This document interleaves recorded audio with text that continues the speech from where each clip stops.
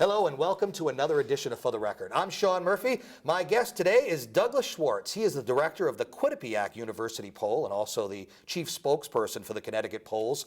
At one time he came to our place and we decided that it was a good idea to come to his house because this is where it all happens. This is where the magic happens. Imagine if it was full and you had a complete activity going on here. Thank you for being on the show again. Appreciate it. Thanks for having me. So tell us about your place here. This is the Sure. Quinnipiac University Poll, which is separate from the actual university itself, right? Well, we are part of the university, but building-wise, yeah. building-wise, we're on the edge of the main Mount Carmel campus, just a short walk away from here, maybe 5 minutes, and we're there. And we have shuttles for the students to come here and who are our interviewers, many of our interviewers. Let me give you a little bit of background, get Please. Right to your question. Yes, you knew exactly what I was going to ask. Yeah, so we moved into this facility in 2008. It's beautiful, by the way. Oh, thank you. We're very lucky to have it. It's a state-of-the-art polling facility. It was when we started to do our swing state presidential polling, and we really needed more stations, that the university built us this beautiful polling facility. If you want to go back a few years, when we first started, when I first started in 1994, we're talking 12 phones, one computer, a little room on the side of the cafeteria at the Student Center. We were doing paper and pencil surveys.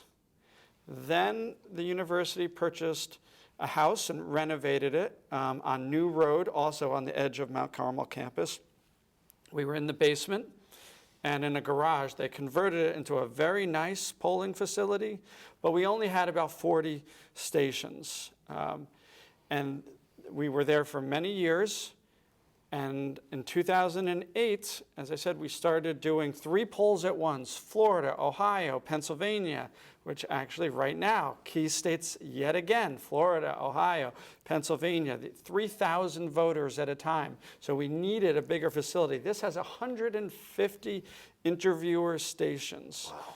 So that's just that in allows this room? us, just in this room, 125, and then we have 25 in a training area that we can also use for interviewing. Wow. And so we're coming to you at a key time as we're taping this because, you know, it's the summer, but it's the summer of an election year. Primaries are all done. And so I guess you can kind of call this the home stretch.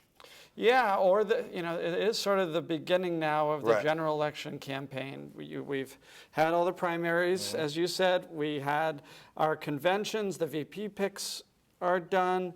So now we're getting serious. It's one-on-one. I should say there are some third-party candidates, so it's not just Trump versus Clinton. I don't think a lot of people realize that. Yeah, you're right, because they don't get the kind of attention that the major party candidates get. And now, this is the time that voters are really paying attention. I think of the conventions as sort of that leaping off point where people who may not have been paying that close attention, let's say you're an independent and you weren't involved in either party's primary, you're getting your first unfiltered look at the candidates when they're giving their acceptance speeches. You're listening to them for an hour. And that is the time that the candidates are really hoping that they can sway people. Now, there's not a lot of voters out there, I think, that can be swayed. I think images of these candidates are very well hardened for most voters. You think there's but still there are some still undecideds? some. There are. We've seen more undecideds in this election at this point in time than we've ever seen. I think there about might be 20%. some Bernie people that might still not be ready to get on one bandwagon or the other, That's right. There's some Bernie people that aren't thrilled right now. You look at some of the third-party candidates who traditionally, when people say, you know what, I'm for the Libertarian, oftentimes it's for a protest vote. They don't like either candidate, but then in the end, they come back to one of the major party candidates. Because they don't feel like their vote is wasted if they were to go off in their direction and kind of vote their conscience, I guess, right? Exactly, and especially in a close race, and we expect to see a number of the swing states being very close. I think you'll see people voting for third-party candidates right now say, oh boy, this is a really close election. I don't want to throw away my vote on a candidate that's not going to win, so then they choose their second choice. Can you sort of define and explain polling in a layperson's terms so they can understand it and why, Sure. and why it's necessary? All right, so polling. We interview a subgroup of the population to represent the entire population.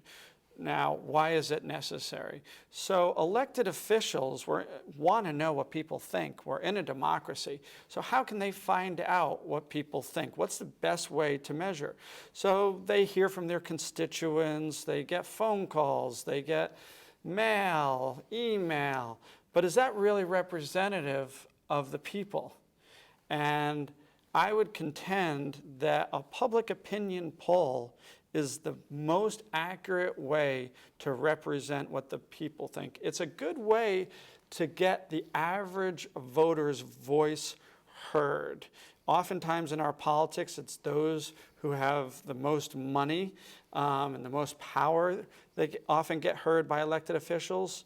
But with a poll, it's the chance for the average person to get heard, because we give everyone an equal chance of being selected. And our polls are representative of young and old, men and women. It's a great cross-section of everybody, right? Exactly. That is the goal of the poll. Be a good cross-section of the population. And the information that we provide, not just important for elected officials, it's important for your average citizen who says, you know, I've been thinking about this issue. I wonder how my opinion compares to my neighbor. They can look at what they think and compare it to, wow, I'm on the same side of everyone else. I'm not. You think that could sway them? It gets them thinking. One of the things that I think polls are important for is it does generate conversation, right? So And that's a good thing for our society, you know. Exactly. I mean, there are a lot of news stories about, unfortunately, negative news, whether it's killings or fires or things like that. But when you hear about a poll saying, you know, this is how the voters feel about this issue, I don't know, taxes or immigration or, you know, terrorism or whatever it is, it gets people talking. Right. Or about the presidential election. You know, you might say, oh, wow, interesting headline, you know, Hillary leads Trump or Trump leads Hillary. And then people start talking. Well, that's good for our democracy if they're talking about the election. Yeah, absolutely. And it probably contributes to what I would consider the most important thing as a voter walking into the booth, and that's being an informed voter. Don't care who you vote for as long as you have an understanding of how the process works and understand the candidates that you're voting for. Absolutely. And that's the third group that I wanted to mention is reporters. So if you're a reporter and you want to write a story about what's going on in the race, you could go down to your local pizza place, wait outside, talk to the first half dozen people that come out of the restaurant and say, well, I talked to these people and they seem to really care about this issue and they seem to really favor this candidate. But that is in no way representative. If you want to be talking about, let's say, voters in Connecticut, you can't. You can only talk about those 6 people that you happen to talk to. But you want to be able to say, well, this is what's going on in the state of Connecticut.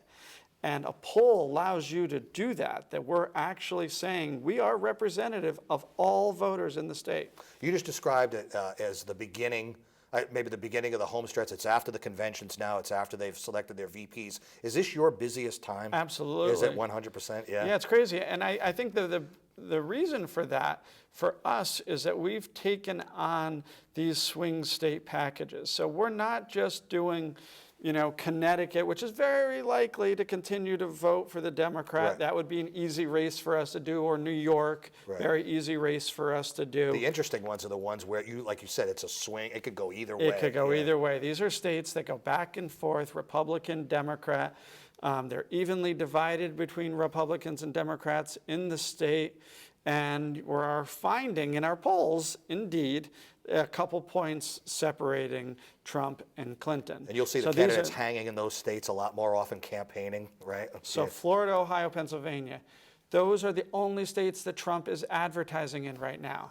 He knows that in order for him to win, that is his best path. If he wins Florida, Ohio, Pennsylvania, hangs on to all the states that Mitt Romney won, he will have won the election. So he's not going to try like California or anything like that. Exactly. Why he thinks is a lost cause or something. Yeah. Why waste his resources? Now, having said that, I know he's talked about that, putting other states in play, and it's possible. I think the second best path for him might be the Rust Belt, like Wisconsin and Michigan. Midwest, yeah. Midwest. Those might be some states that he could flip from blue to red. It's possible, but I can already see the handwriting on the wall that he cares most about Florida, Ohio, Pennsylvania. And those are the three states that we're finding the races too close to call, and where we're focusing on all our resources. And so the reason why we're busier is it's a lot tougher for us to do 3 states at once than 1 state. Yeah, for sure. That's what we're doing. Typically for us, it's just 1 poll a week, and that's fine, but now we're getting serious. Florida, Ohio, Pennsylvania, and we have a second swing state package, Iowa, Virginia, Colorado, that we're also going to be polling at the same time. So over 3,000 voters in each of those states. This room is very busy when you're working. Gets crazy. Yeah. It's going to be crazy. And it's so interesting. So many things could happen between now and November. And then if you did another poll a week after somebody says something inflammatory, the whole thing is knocked down and it's a whole new poll all over again with new numbers with different opinions. You know? That's exactly right, which is why it's exciting to do, because from day to day, you don't know what's going to change, especially in this campaign, right? I personally have never seen so many major news events happening during an election, presidential election campaign that could easily sway voters. It's also been unusual in that a lot of our assumptions have really been challenged of things that have happened. For example, things that Donald Trump has said that have been very provocative and controversial. People think, uh-oh, he's really stepped in it this time. Is it numbers are going to get hurt? And they haven't been. Right. And he's resilient and he keeps coming back. And people say, oh my gosh, really? But that's what the polls are showing. And that's one of the wonderful things about polling is that we can sort of debunk conventional wisdom, that it's great for people to sit in TV studios and say, Trump is done, this is going to hurt him. But you got to wait for the polls. Right. Let's wait for the people. Maybe the people don't agree with you, Mr. Pundit, Mrs. Pundit. And that's what we're finding. And those that are voting for him, they just don't want the establishment. I think they just want the outsider. And he targets them, and they're all about it. Let's take a break and come back. I want you to give out a website for your place so that people can go and learn a little bit more, and then we'll come back and talk some more. All right. Cool. What's the website? We're going to put a graphic up on the screen anyway. You're testing me now. www.quinnipiac.edu. You want me to say that mouthful? No, you got it, and we got it on the screen for you too, so thank you. So let's take a break and come right back. Douglas Schwartz, director of the Quinnipiac University poll, is with me. I'm with him, actually, at his place. We'll be right back. I'm Sean Murphy. This is For the Record. Stay right there. Welcome back to For the Record. I'm Sean Murphy. Douglas Schwartz, director of the Quinnipiac University poll and the chief spokesperson for the Connecticut polls. Why is Quinnipiac in your polls, why is it so, is it world-renowned? Is it safe to say that? I mean, that's getting up there. It's nice for you to say it, but we certainly have gotten requests from other countries to do television interviews in Japan. And you speak fluent. I wish. There have been, I believe, I'm trying to remember all the different countries, but several other countries have shown interest in our poll results. I mean, the thing is, it goes on CNN, it goes on websites, and so once it goes on the internet, it's all over the world. Just before us, you had PBS in here recently, we have had PBS. I can't say it was recent, but we had them in here. Yeah. Why are you so well respected? Because you see the Quinnipiac name whenever these polls. I mean, it's always there.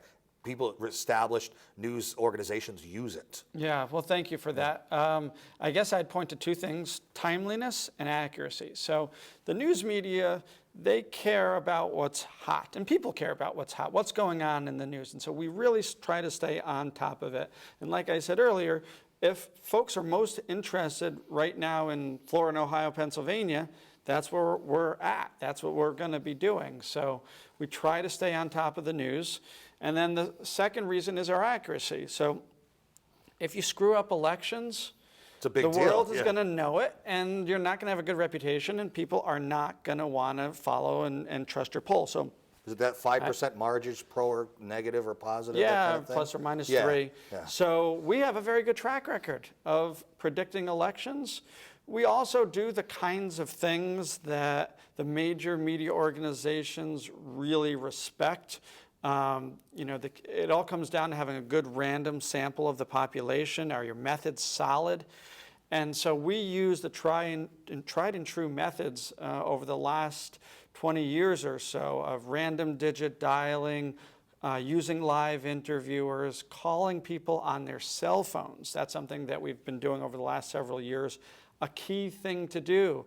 Half the public has only a cell phone. So if you're calling people just on landlines, you're going to miss half the public and really miss a lot of young people. You're going to have virtually no 'cause, people, yeah, young people. Older in your people poll. have the landline, That's and the right. young people just live on their phone, and it's also their tablet. So you got to go where they are, and they're at the cell phone, right? That's right. And there's one other thing that I'd point out that I think really helps our reputation, which is our independence. We do not work for any candidates, any parties, outside organizations, no axe to grind, completely independent. So what do politicians, what are their reactions, especially if a poll isn't leaning their way? Do you hear about it? Sometimes Yeah. they don't like it, but I mean, not necessarily do we hear directly, but through the media, maybe they're surrogates, that sort of thing.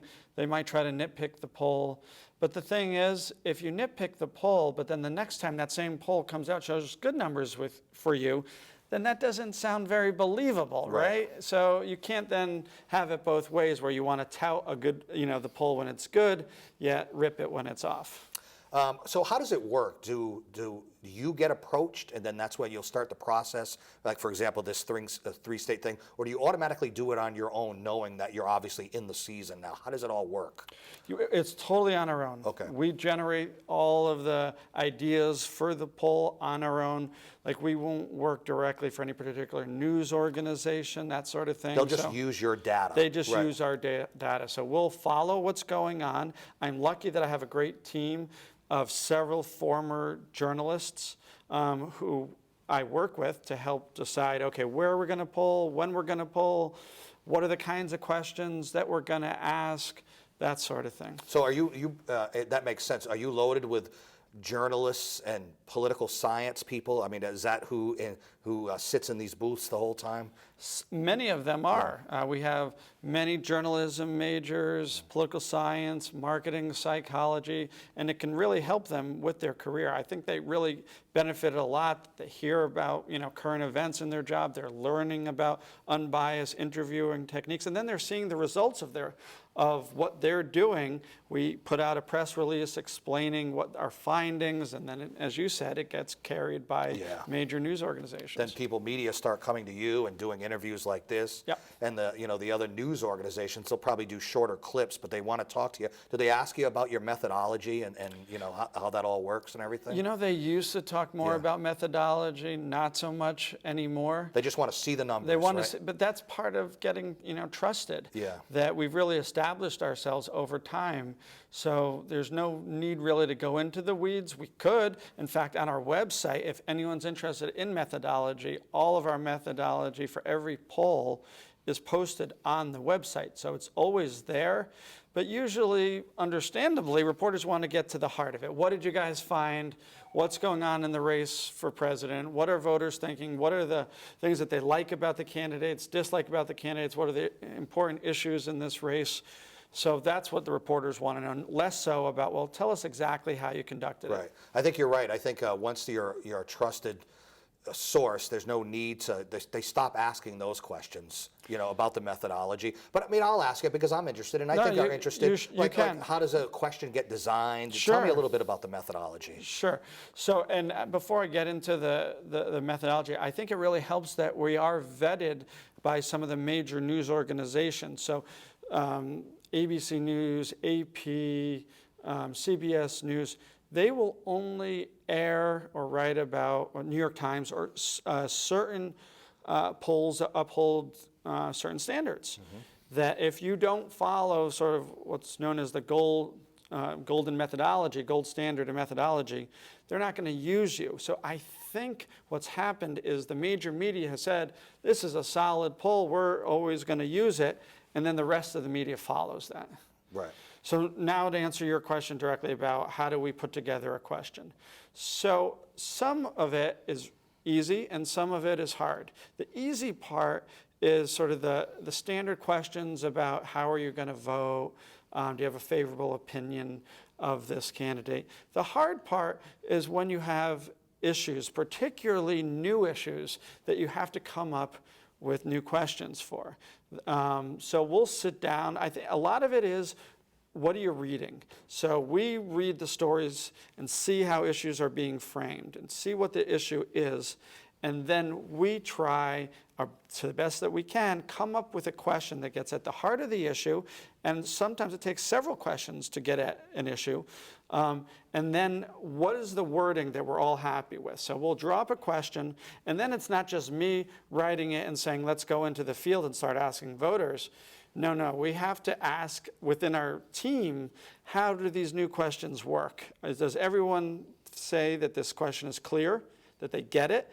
Does everyone feel like it's fair? Any words there that might have unintended connotations that maybe someone thinks could push a respondent? So you never want to influence the respondent.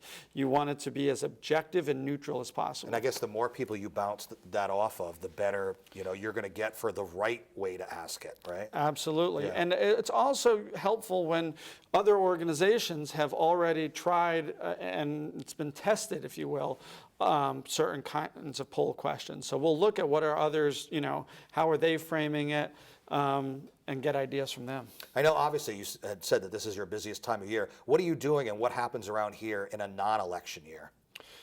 Still polling on elections. There's almost always an election to be had. So next year, could be a municipal thing or New a York statewide. City mayoral race. Yeah. We're the only regular New York City poll. We'll be doing that. New Jersey governor's race, Virginia's governor's race. Now, having said that, we also view as our niche state issues. We don't just parachute into a state for an election and then leave.